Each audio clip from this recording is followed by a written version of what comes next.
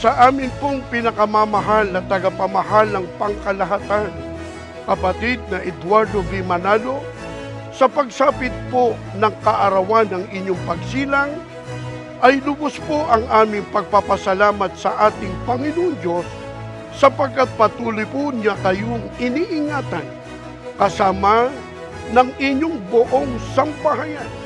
Pinagpapasalamat din po namin ang buong pagmamahal at pagmamalasakit na pamamahalan nyo sa buong iglesia at ang walang kapagurang pagtuturo sa lalong ikatitibay ng aming pananampalataya alang-alang po sa kaligtasan ng bawat isa sa amin.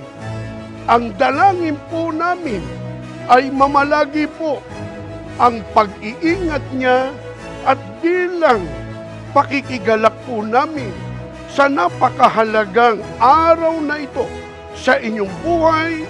Happy birthday po! Mahal na mahal po namin kayo.